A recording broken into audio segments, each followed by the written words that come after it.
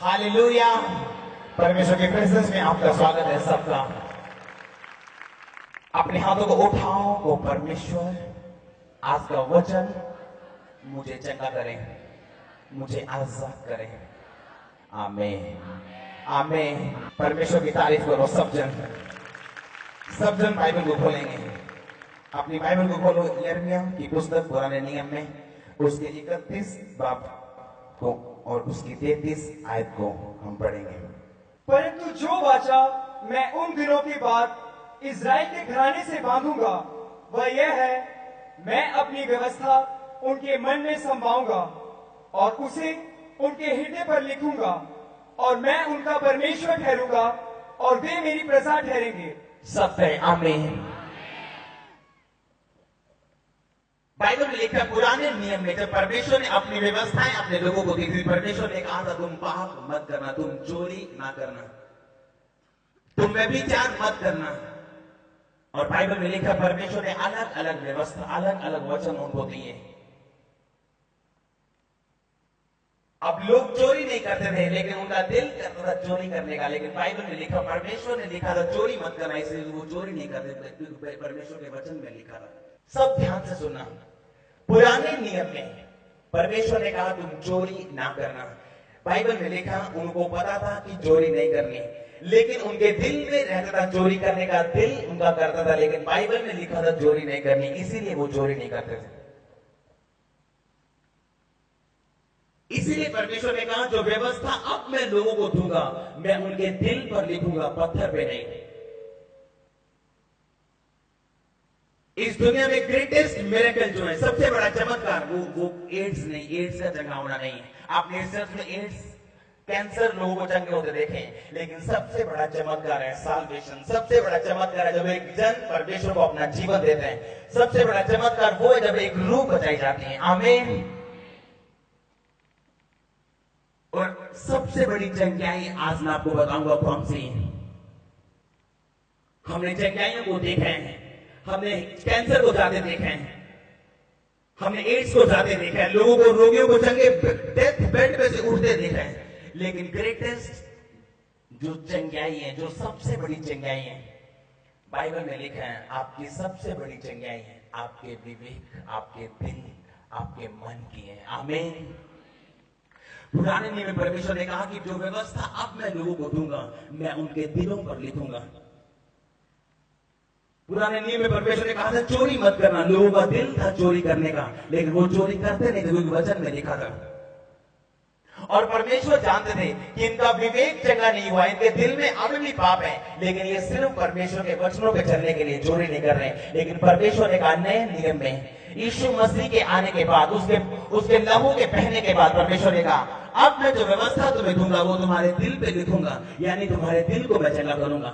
सबसे बड़ी चंगाई आपके कॉन्शियस की है, आपके विवेक की है। कहो आमीन। बाइबल में लिखा जब शाऊल के सामने गोलियत था और गोलियत ललकार रहा था कि अगर तुम में से कोई भी मेरे साथ लड़े और जीते तो हम सब तुम्हारे अधीन हो जाएंगे, लेकिन अगर तुम हमें ना हरा पाओ तो तुम्हें हमारे अधीन रहना पड़ेगा। और बाइबल में लिखा गोलियत जो शैतान था, शैतान की तरह था, और बाइबल में लिखा वो परमेश्वर की सेना को ललकार रहा था। क्यों शाऊल उसे हरा नहीं पाया? क्यों शाऊल के अंदर ये ताकत, ये हियाव नहीं था कि वो जाके बोले कि तू कौन है? तू सिर्फ लंबा, ऊंचा या चौड़ा हो सकता है, लेकिन मेरा परमेश्वर मेरे साथ है। लेकिन बाइबल में लिखा वो शाऊल उसको हरा नहीं पाया। क्यों? क्योंकि उसका विवेक जो था वो दोषी हो चुका था। अगर आप भजन संहिता 51 पढ़ते हैं, 52 पढ़ते हैं, तो उसमें दाऊद ने एक बात लिखी। उसने कहा कि परमेश्वर मेरे पाप को माफ कर, मेरे गुनाह को माफ कर, ताकि जो हड्डियां तूने तोड़ दी हैं वो मगन हो जाएं, ताकि जो मन जो बेचैन है वो चैन और शांति में आ जाए। अपने पड़ोसी को बोलो सबसे बड़ी चंगाई है तेरे विवेक की चंगाई है, तेरे मन की चंगाई है। शाऊल जो मन से दोषी था, नए नियम में एक जगह यूहन्ना ने लिखा अगर तुम्हारा मन तुम्हें दोषी पाए, और तुम जानते हो जब तुम परमेश्वर के सामने जाते हो, तुम जानते हो जो तुम मांग रहे हो तुम्हें मिल नहीं रहा, क्योंकि तुम्हारा मन तुम्हें दोषी पाता है। लेकिन जब तुम्हारा मन तुम्हें दोषी नहीं पाता और तुम जानते हो जो तुम परमेश्वर से मांगोगे वो तुम पाओगे, यीशु मसीह के पास कोई किश्ती नहीं थी और बाइबल में लिखा वो उन्होंने पानी पे चल के जाने का फैसला किया। ये वो ताकत, ये वो हियाव है जो परमेश्वर के वचन पे उसकी व्यवस्था पे लगातार बने और खड़े रहने से आते हैं। आमीन। ये कोई जादू और टोना नहीं था। क्यों परमेश्वर ने अपने विवेक को बचा के रखे? जब शैतान ने कहा कि अगर तू परमेश्वर का बेटा है, इन पत्थरों को भोली रोटियां बन जाए। परमेश्वर जानते थे पत्थर को रोटी बना के खाना कोई बहुत बड़ा पाप नहीं है, लेकिन परमेश्वर नहीं चाहते उनका विवेक निर्बल हो। यीशु मसीह नहीं चाहते कि उनका विवेक बीमार हो जाए, उनका कॉन्शियस बीमार हो जाए, उनका अंदरूनी मन बीमार हो जाए। कितने लोग जब गुनाह करते हैं, शैतान का काम आपको मेन काम उसका गुनाह करवाना नहीं, गुनाह करवाने के बाद जो गिल्टी, जो हीन भावना आपके दिल में आती है, उसका मकसद आपको उस हीन भावना में रखना है। कितनों को समझ आ रही मेरी बात है? उसका मकसद आपको उस हीन भावना में रखना है, ताकि जब आप परमेश्वर के सामने जाएं, आप जानते आपका दिल, आपका विवेक आपको दोषी पा रहे हैं और जो कुछ आप परमेश्वर से मांग रहे हैं आपको नहीं मिल रहा। आज सीरियस बातें मैं करने के लिए आऊं, ध्यान से सुनना परमेश्वर के वचन। जब शाऊल दाऊद उस गोलियत के सामने गया, क्यों? उसके अंदर ये हियाव नहीं था, क्योंकि बाइबल में लिखा वो परमेश्वर की आज्ञाओं को ना मान के परमेश्वर के सामने दोषी बन चुका था। चाहे दुनिया के सामने वो कोई भी था, लेकिन वो अंदर से जानता था कि वो दोषी है और वो शैतान को हरा नहीं सकता। और जब दाऊद ने पाप किया तो दाऊद जानता था कि मुझे सबसे ज्यादा अब किसी चीज की अगर जरूरत है तो वो माफी की है, इनर चंगाई की है, अंदरूनी चंगाई की है। इसीलिए दाऊद ने पहले ये नहीं कहा परमेश्वर मेरी हड्डियों को चंगा कर, उसने कहा परमेश्वर मेरे गुनाहों को, मेरे पापों को माफ कर, ताकि जो हड्डियां तूने तोड़ दी वो मगन हो जाए, ताकि जो मन जो बेचैन है वो तेरे नाम से, तेरी शांति से भर जाए। और बाइबल में लिखा है शाऊल का मन तब से दोषी था। वो जानता था कि जो कुछ परमेश्वर ने उसे करने के लिए बोला है उसने अपनी जिंदगी में उसे नहीं किया। इसीलिए जब गोलियत ने उस पर अटैक किया, इसीलिए आज जब शैतान लोगों पे अटैक करते हैं उनके पास वो हियाव नहीं होता कि वो शैतान को डांट सके, क्योंकि उनका मन दोषी है। आज मेरा परमेश्वर आप पे दया करे और आपको मन से चंगा करे यीशु मसीह के नाम में। आपकी अंदरूनी चंगाई आज यीशु मसीह के सामर्थ्य नाम में। कितनों को समझ आ रही मेरी बात है? दाऊद उस समय जब शाऊल के सामने गोलियत ललकार रहा था, दाऊद एक बात जानता था कि परमेश्वर उसके साथ है।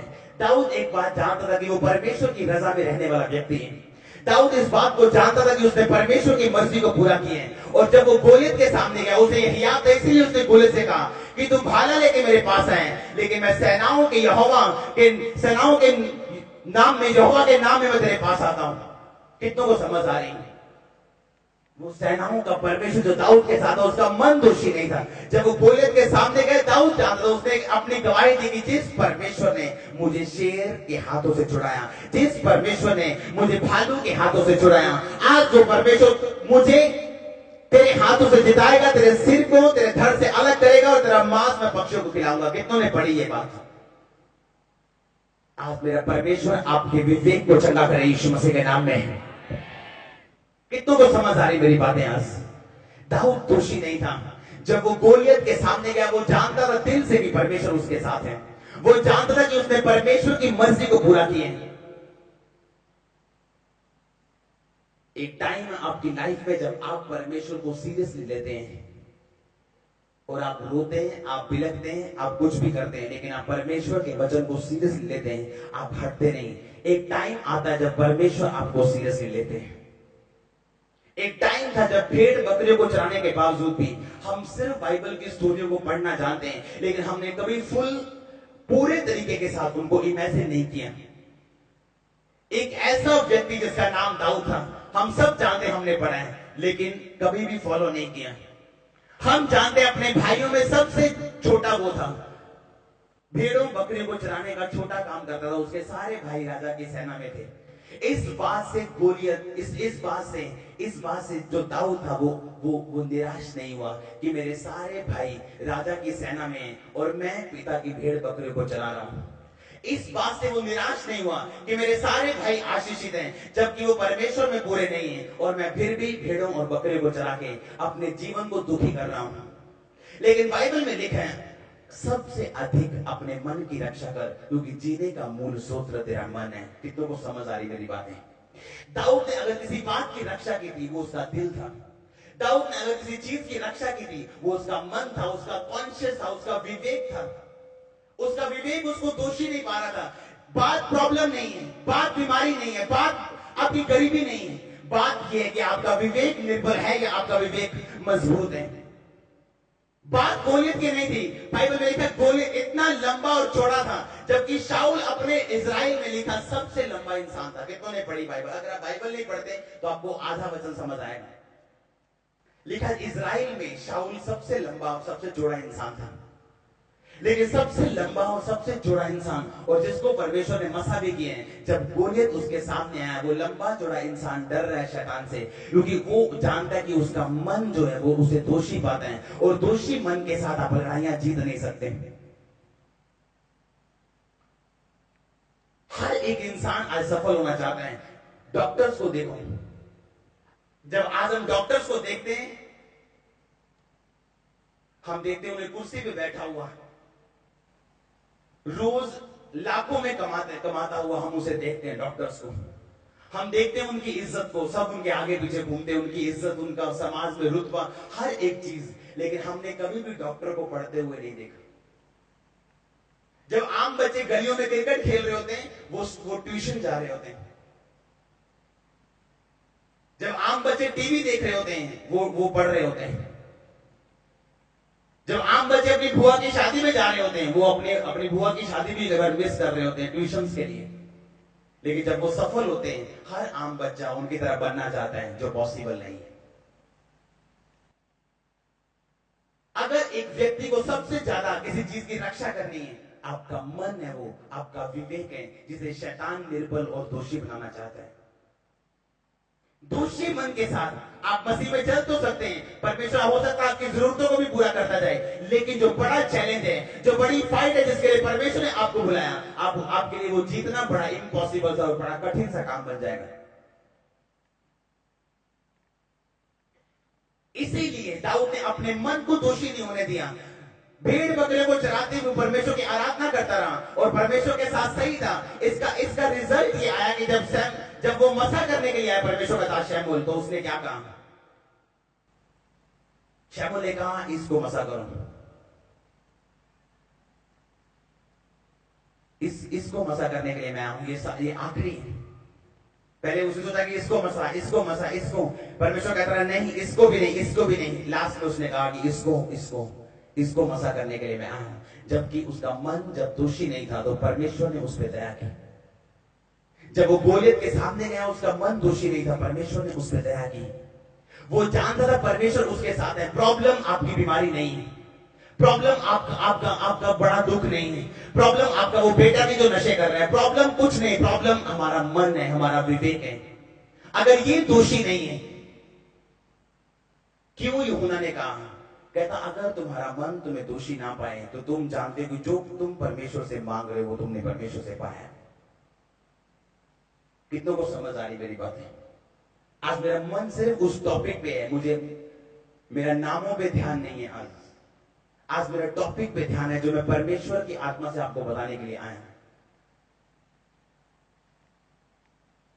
अगर आज आपको किसी चीज की प्रोटेक्शन की जरूरत है, तो वो आपका मन, आपका विवेक है।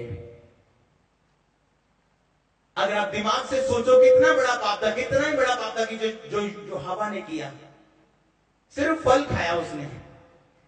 एसाव ने कितना बड़ा पाप किया था, सिर्फ दाल खाई थी उसने। लेकिन बात आपके विवेक की है। जिसे शैतान निर्बल करता है, उसे कमजोर करता है। और हम जानते हैं कि निर्बल विवेक वाला इंसान बड़ी जंगों को कभी नहीं जीत सकता। जो विनर्स हैं, जो विजेता हैं, वो हमेशा सीक्रेट में तैयार किए जाते हैं, लेकिन पब्लिक में, लेकिन पूरी दुनिया में उनको श्रेय दिया जाता है। आज जो डॉक्टर्स, जो इंजीनियर्स, जो बड़े बड़े आप लोग देखते हैं समाज में, वो सीक्रेट में उन्होंने तैयारी की है कि कोई उनको जानता नहीं, वो किसी को नहीं जानते, लेकिन अपनी तैयारी में रहे, अपनी तैयारी में रहे, अपनी तैयारी में रहे। उसी तरह परमेश्वर एक विश्वासी को तैयार करता है, अगर वो सबसे ज्यादा अपने मन की रक्षा करने के लिए तैयार है। शैतान का मकसद पाप करवाने, उसका मकसद पाप करवाने के बाद आपके विवेक को निर्बल करके, आपके विवेक को खत्म करके परमेश्वर के सामने आपको दोषी बनाना है, और ताकि आप बड़ी चीजों को परमेश्वर से मांग ना सकें, ताकि बड़ी जंगों को आप लड़ ना सकें। दाऊद में ऐसी क्या खासियत थी गोलियत को मार पाया है?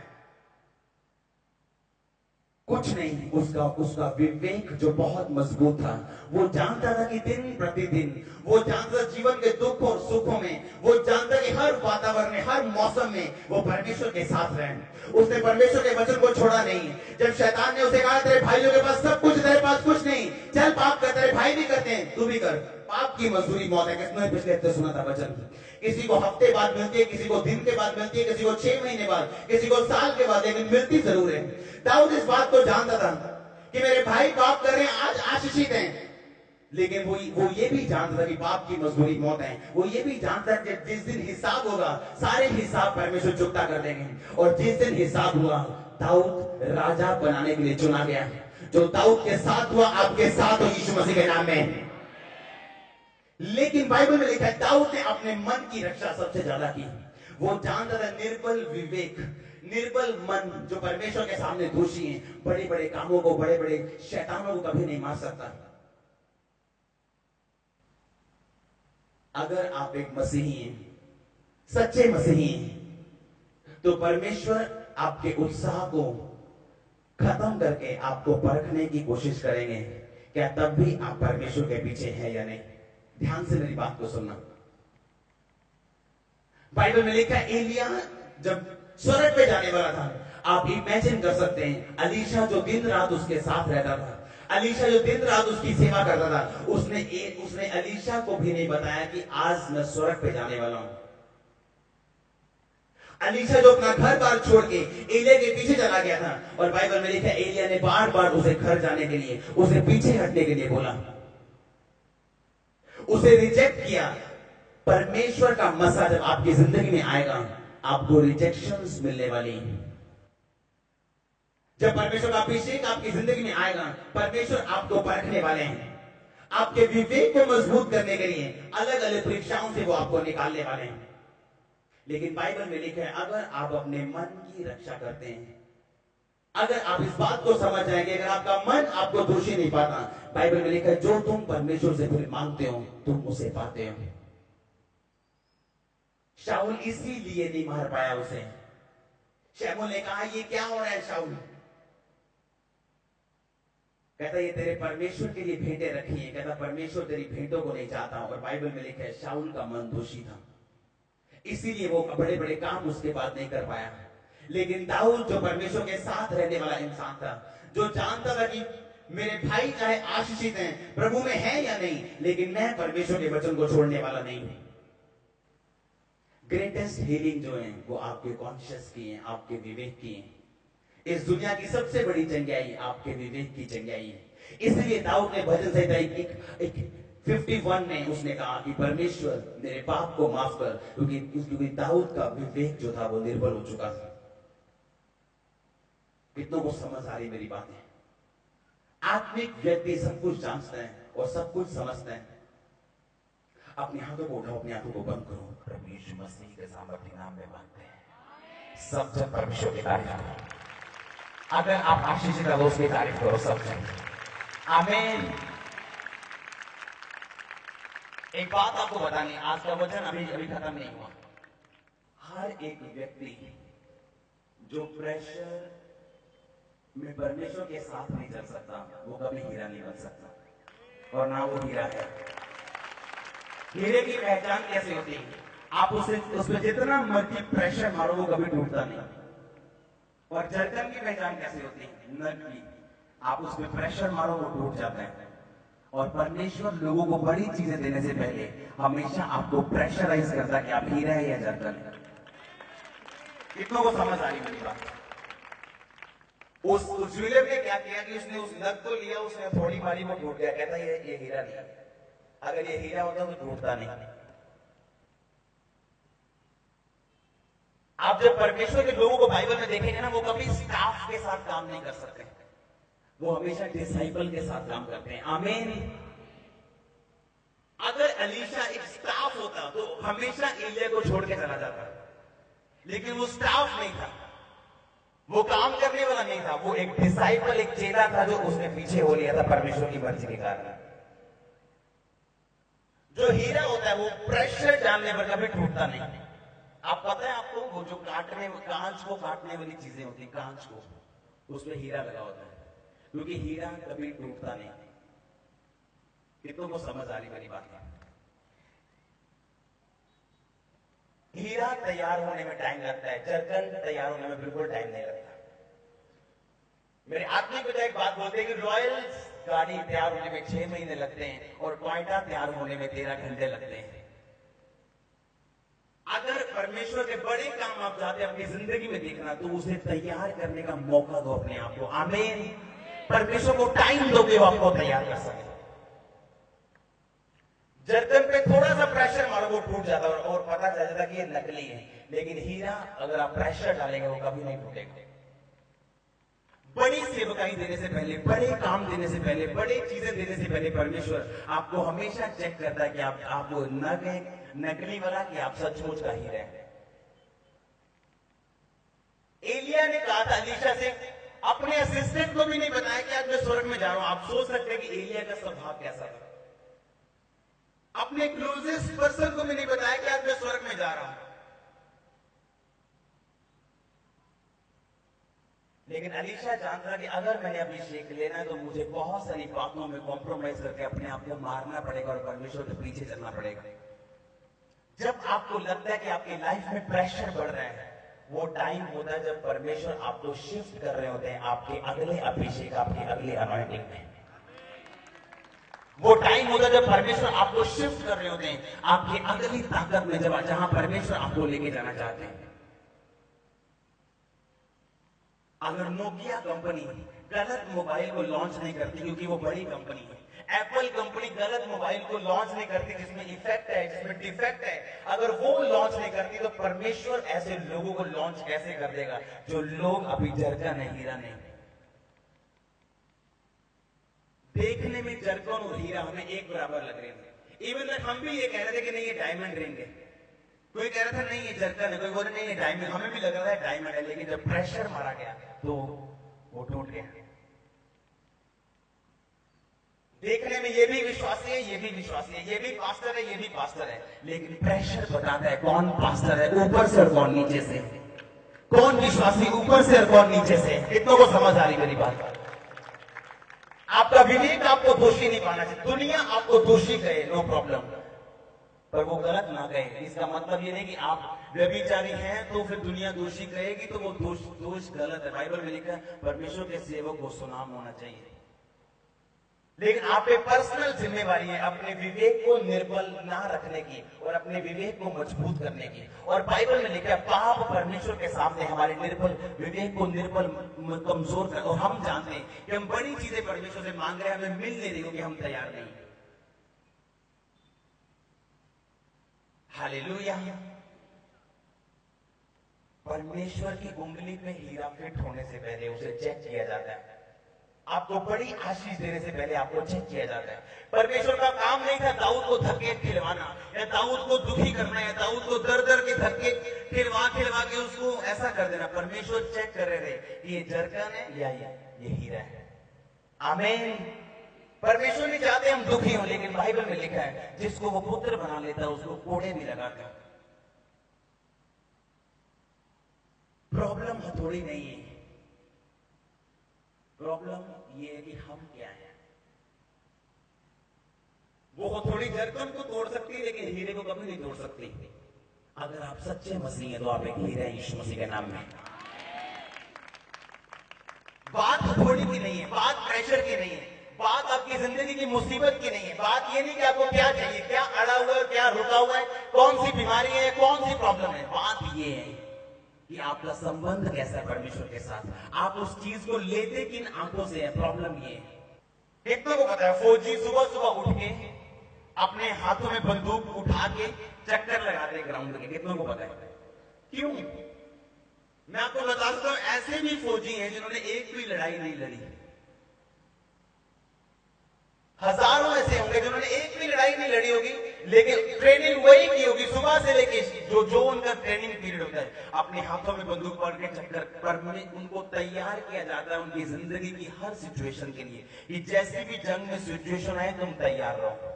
आपकी जो प्रॉब्लम है वो परमेश्वर में बढ़ाने के लिए, आपको ट्रेन करने के लिए। जब आप परमेश्वर को बोलते परमेश्वर मेरे विश्वास को बढ़ा, अगर आप मुसीबत के बीच से होकर नहीं जाएंगे आपका विश्वास कभी नहीं बढ़ेगा। जब एक बॉडी बिल्डर अपनी मसल्स बनाता है, वो कैसे बनाता है? भार उठा के। अगर उसे मसल्स और बड़ी करनी है, वो क्या करता है? अपने भार को बढ़ाता है। उसी तरह परमेश्वर आपकी परख को बढ़ाता है, आपको ऊंचाई पे लेके जाने के लिए। कितनों को समझ आ रही मेरी बातें आज? अब वचन का मैं आपको क्लेरिफाई कर रहा हूं कि वचन ने क्या कहा है आपसे। मसीह में आने के बाद जो प्रेशर आपकी लाइफ में आते हैं, साल बाद 6 महीने बाद उसका एक टाइम होता है, सीजन होता है, एक रीजन होता है। वो प्रेशर अगर आप सह लें अपनी लाइफ में, जब आप देखेंगे अगले दिन अगले महीने को आप एक नए लेवल पे होंगे यीशु मसीह के नाम में। आप एक नई ब्लेसिंग होंगे यीशु मसीह के नाम में। शैतान सूंघने की ताकत रखता है, वो अंधा नहीं है, वो चालाक है। उसे पता है आपकी जिंदगी में आशीष आ रही है, उसे पता है परमेश्वर आपको बढ़ाने जा रहे हैं, उसे पता है ये बरकत इसकी जिंदगी में आ रही है, उसे पता है ये 8 साल से प्रेयर कर रहा है नहीं हुआ, अब इसकी जिंदगी में पूरा होने जा रहा है। जब प्रेशर बढ़ना शुरू हो, समुद्र की गहराई तक जाने के बाद ऊपर आने के अलावा और कोई रास्ता नहीं है। आप ऊपर आने वाले यीशु मसीह के नाम में हैं।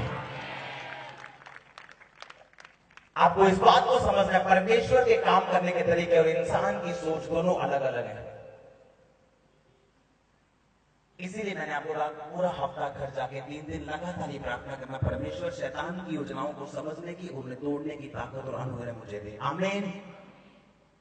अपने हाथों को उठाओ।